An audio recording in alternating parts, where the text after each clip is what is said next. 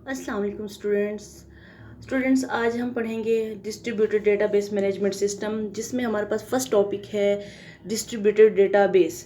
First of all, ये distributed database पढ़ने से पहले हमें पता होना चाहिए कि डेटाबेस क्या होता है। तो मैं आपको बताती हूँ। डेटाबेस हमारे पास एक कलेक्शन ऑफ अ डेटा होता है जिसमें हम अपना रिकॉर्डेबल डेटा स्टोर करते हैं। ठीक है, हमारे पास पहले मैं आपको डायग्राम से बताती हूँ, फिर आपको ये डेफिनेशन भी क्लियर होगी। देखिए, जैसे हमारे पास एक सेंट्रलाइज्ड डेटाबेस है और उसके साथ डिफरेंट साइट्स कनेक्ट हैं।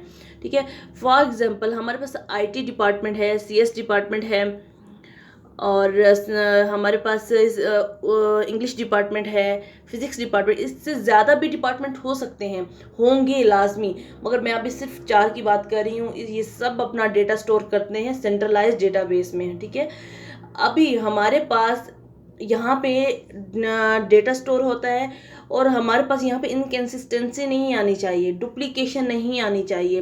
पहले दौर में होता था कि हम अपना डेटा स्टोर करते थे फाइल्स की सूरत में कि ये 2018 का है, ये 2019 का है डेटा, ये 2020 का है।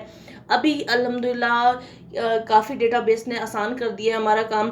तो डेटाबेस क्रिएट करके हम अपना प्रीवियस 10 ईयर्स का भी डेटा रिट्रीव कर सकते हैं इजीली। बट इसमें एक बहुत बड़ा डिसएडवांटेज आता है, वो है बोटल नेक। बोटल नेक के बारे में मैं आपको थोड़ा सा बताती हूँ। बोटल नेक क्या होता है। फॉर एग्जांपल, अगर आप बोतल में पानी भरते हैं तो वो बड़ी प्रेशर से बाहर निकल रहा होता है। क्यों? उसकी स्पीड बेशक ज़्यादा होती है, मगर प्रोसेस उसका मतलब वर्किंग प्रोसेस उसका बहुत कम होता है।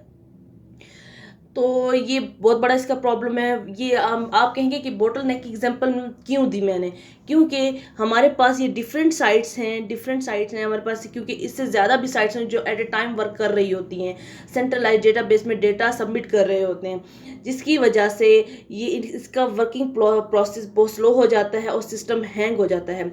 इसका सबसे बड़ा खतरा ये भी है, अगर सिस्टम क्रैश हो जाता है तो हमारे पास डेटा डिस्ट्रॉय होने का खतरा है, क्योंकि इसमें डुप्लीकेशन के चांस नहीं होते। और क्योंकि साफ ज़ाहिर है, अगर क्रैश हो जाएगा तो ये हमारे पास रिलायबल नहीं होगा। मैं आप डेफिनेशन की तरफ चलती हूँ, उससे आपको इजीली समझ आ जाएगा। Database is database of database collection of a data which is related by some aspects of data. Data is a collection of facts and figure which can be processed to produce the information. ठीक है, जब एक data एक खास information produce कर देता है, उसे क्या कहते हैं हम?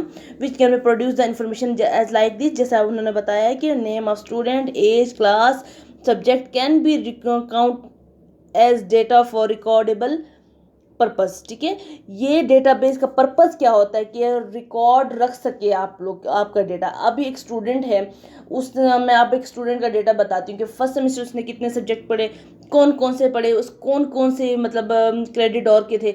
हम मतलब स्टूडेंट अगर वो 10 साल के बाद अगर वो अपना रिजल्ट लेने आए कि कौन से क्रेडिट और में मेरा कितना रिजल्ट आया, तो उसे नहीं मालूम होगा।